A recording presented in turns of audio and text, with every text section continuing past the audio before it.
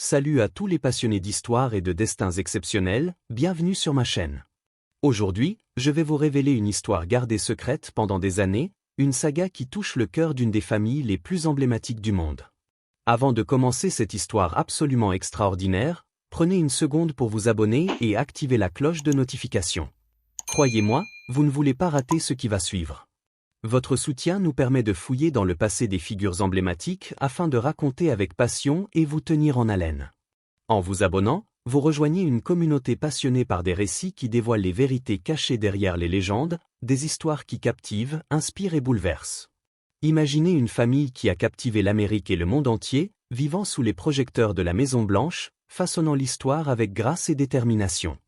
La famille Obama, Barack, Michelle, Malia et Sacha, incarne un mélange unique de charisme, d'intelligence et d'humanité. Mais derrière leur image publique impeccable, une confession bouleversante de Malia et Sacha a fait couler les larmes de leur mère, Michelle, révélant une facette inédite de leur lien familial. Qu'ont-elles dit pour émouvoir si profondément l'ancienne première dame? Une vérité cachée sur leur enfance sous une surveillance constante? Un regret enfoui ou une gratitude sincère qui a brisé les barrières de leur pudeur? Ces mots, prononcés dans un moment d'intimité rare, éclairent la force et la vulnérabilité des Obama. Comment cette famille a-t-elle navigué entre la gloire mondiale et les défis personnels après avoir quitté la Maison-Blanche? Quels secrets ont-ils protégés, et comment leur amour les a-t-il soutenus face aux tempêtes? Plongez avec moi dans ce récit fascinant. Dans les rues vibrantes du South Side de Chicago, où les immeubles de briques rouges s'élèvent sous un ciel balayé par les vents froids du lac Michigan, une histoire d'amour et d'ambition commence à prendre forme. Barack Hussein Obama, né le 4 août 1961 à Honolulu, Hawaï, grandit dans un monde de contrastes. Sa mère, Anne Denham, une anthropologue blanche originaire du Kansas, lui transmet une curiosité insatiable pour les cultures et les idées. Son père, Barack Hussein Sir, un économiste kényan, retourne en Afrique lorsque Barack n'a que 2 ans, laissant une empreinte distante mais marquante sur son identité métisse. Michelle Lavone Robinson, née le 17 janvier 1964 dans une famille afro-américaine modeste du Southside, grandit dans un appartement exigu où la discipline, l'éducation et la fierté communautaire sont des piliers. Son père, Fraser Robinson, employé municipal, et sa mère, Marian, femme au foyer, lui inculquent une éthique de travail rigoureuse et une détermination à surmonter les obstacles d'une société marquée par les inégalités raciales. Leur rencontre, en 1989, dans les bureaux élégants du cabinet d'avocat Sidley Austin à Chicago, marque le début d'une histoire d'amour improbable. Barack, étudiant en droit à Harvard, est un stagiaire charismatique mais décontracté, tandis que Michelle, avocate accomplie, est chargée de le superviser. Leur première interaction est empreinte d'une alchimie immédiate, mêlée de débats intellectuels et d'un humour complice. Michelle, initialement réticente à entamer une relation avec un collègue, est conquise par la sincérité et l'ambition de Barack. Leur premier rendez-vous, un déjeuner suivi d'une promenade au Art Institute of Chicago, scelle leur connexion. Pourtant, leur union n'est pas sans obstacle. La famille de Michelle, profondément enracinée dans la communauté afro-américaine, exprime des réserves face à l'identité métisse de Barack, perçue par certains comme « trop blanc dans un corps noir ». Barack, avec sa détermination et son charme, gagne leur confiance, et le couple se marie le 3 octobre 1992 dans l'église Trinity United à Chicago, entouré d'amis et de famille. Les premières années de leur mariage sont marquées par des défis typiques des jeunes couples ambitieux.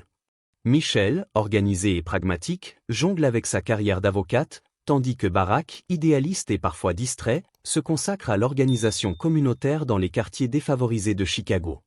Son salaire modeste contraste avec les revenus confortables de Michelle, et leur différence de personnalité crée des tensions. Michelle se plaint des vêtements éparpillés de Barack dans leur petit appartement du Southside, et son habitude de fumer, une odeur persistante de cigarettes, devient une source de frustration. Barack, avec son humour désarmant, répond souvent « Pourquoi me demandes-tu de faire la vaisselle alors que j'essaie de changer le monde ?» Ces désaccords, bien que banals, reflètent les luttes d'un couple où 2 esprits brillants poursuivent des objectifs ambitieux tout en construisant un foyer. La naissance de leur première fille, Malia Ann Obama, le 4 juillet 1998, apporte une nouvelle dimension à leur vie. Michelle, désormais mère, continue de gérer sa carrière, acceptant un poste à l'université de Chicago, tandis que Barack, élu sénateur de l'Illinois en 1997, est souvent absent pour des obligations politiques. La pression s'intensifie avec la naissance de leur seconde fille, Natasha Marian Obama, surnommée Sasha, le 10 juin 2001. Quelques mois plus tard, un drame secoue leur famille. À 3 mois, Sasha est diagnostiquée avec une méningite, une maladie potentiellement mortelle. Pendant 72 heures, Barack et Michelle veillent à son chevet dans un hôpital de Chicago, unis par l'angoisse et l'espoir. Barack décrira plus tard ce moment comme une réduction de son univers aux 4 murs de la chambre d'hôpital, où ses ambitions politiques et sa carrière perdaient toute importance face à la survie de sa fille.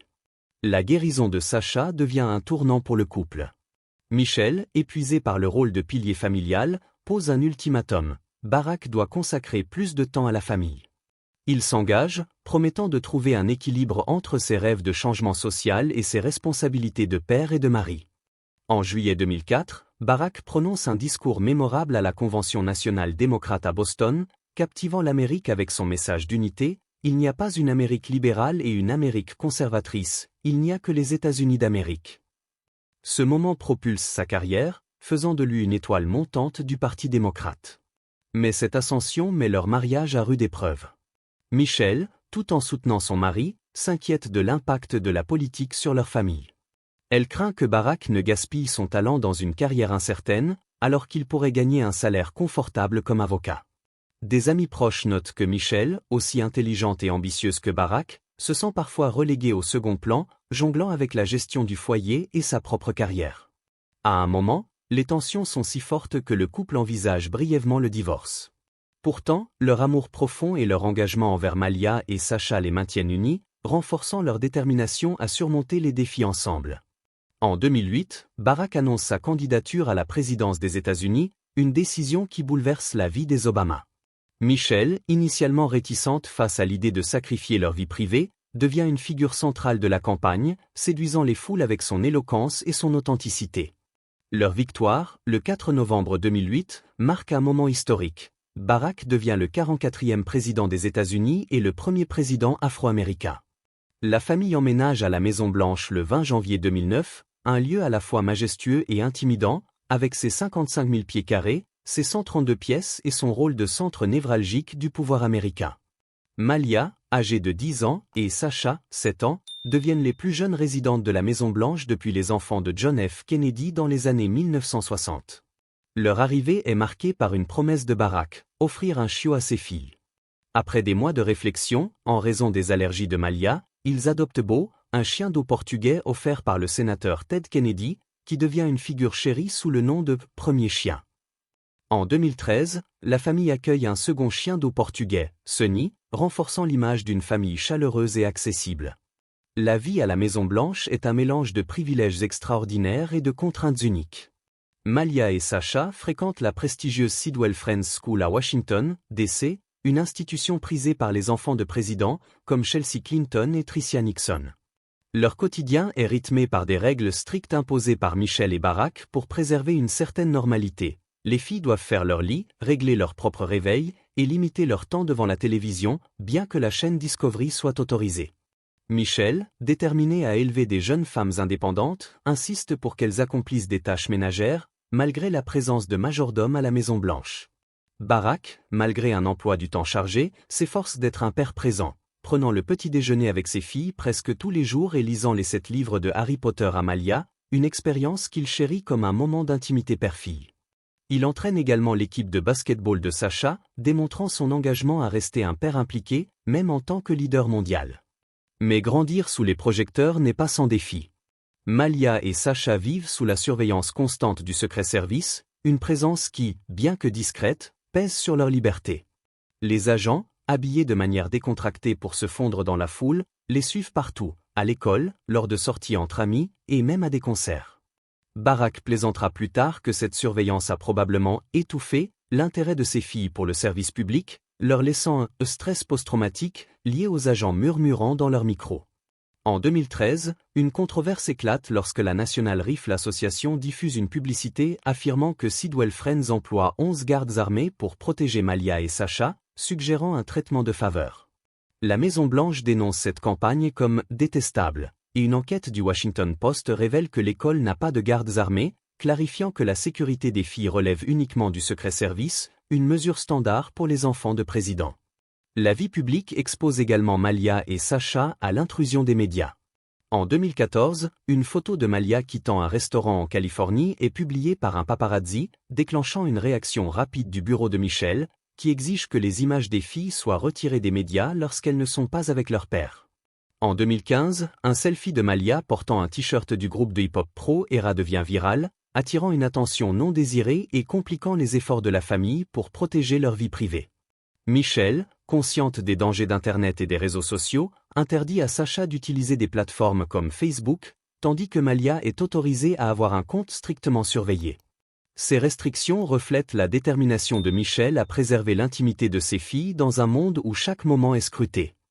La confession émouvante de Malia et Sasha, qui a fait pleurer Michel, survient lors d'une conversation intime en novembre 2022, rapportée par des proches dans les médias. Dans un moment de vulnérabilité rare, les sœurs remercient leur mère pour son rôle de pilier familial, révélant combien son amour inconditionnel et ses sacrifices les ont aidés à surmonter les pressions de la Maison-Blanche.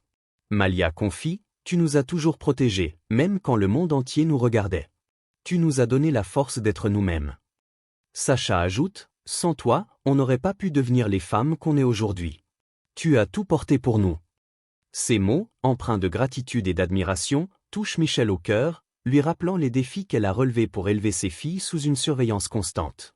Cette révélation, bien que simple, dévoile la profondeur du lien familial des Obama, forgé à travers des années de défis publics et privés, et montre comment Michel a été le roc de la famille, équilibrant son rôle de première dame avec celui de mère protectrice.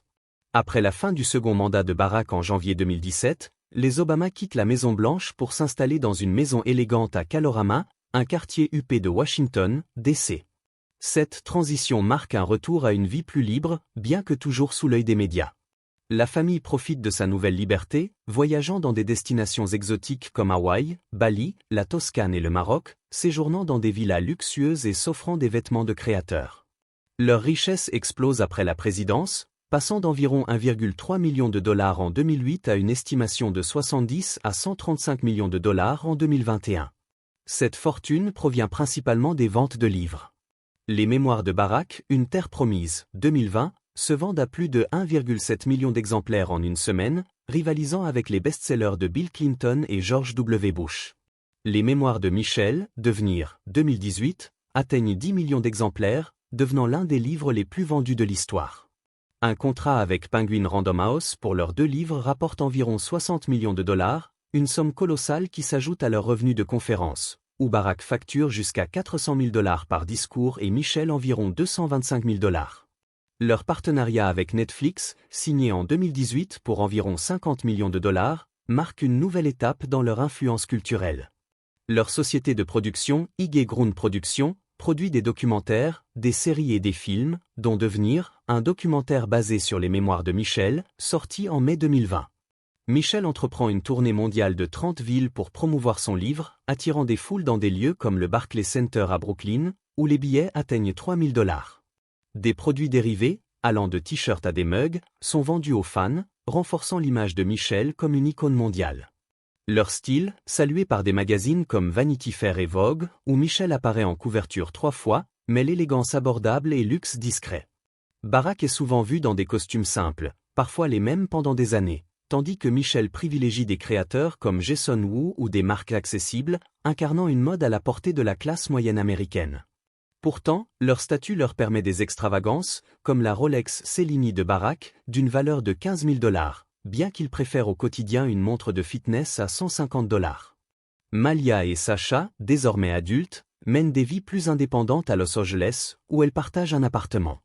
Malia, diplômée de Harvard en 2021, poursuit une carrière dans l'industrie du divertissement, travaillant comme scénariste pour la série Swarm d'Amazon Prime Video et réalisant un court-métrage, The Hat, présenté au Festival international du film de Toronto en 2023 et à Sundance en 2024.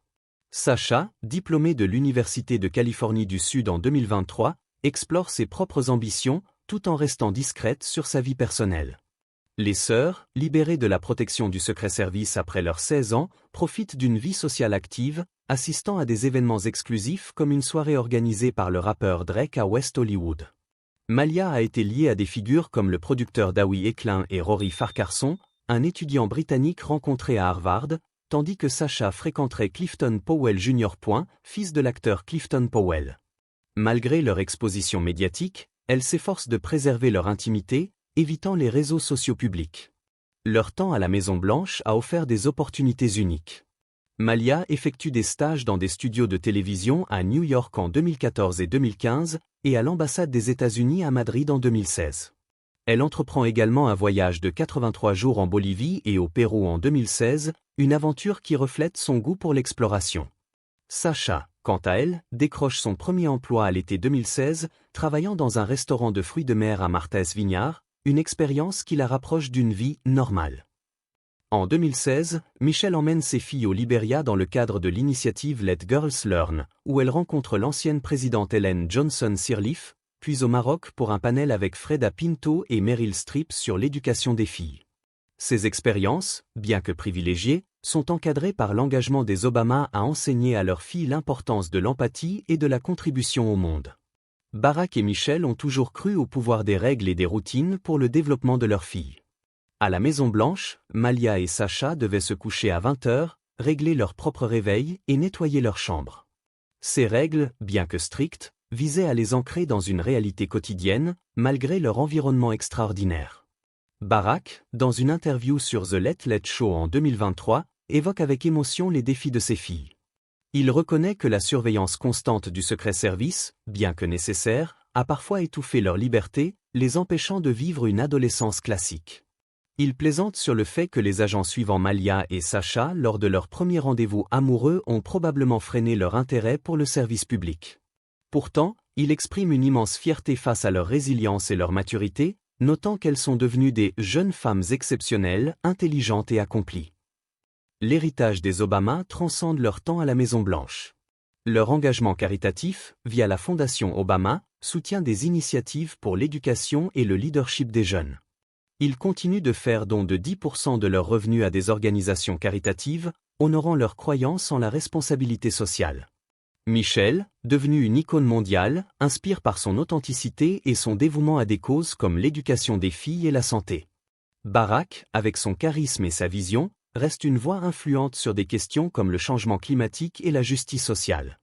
Malia et Sasha, en poursuivant leur propre chemin, portent cet héritage avec une grâce discrète, prouvant que leur éducation, ancrée dans l'amour et la discipline, les a préparés à naviguer dans un monde complexe. Et vous, qu'avez-vous pensé de cette histoire émouvante des Obama? Quelle facette de leur vie vous a le plus touché? Partagez vos réflexions dans les commentaires, likez cette vidéo, et abonnez-vous pour plonger dans d'autres récits captivants sur les figures qui façonnent notre monde.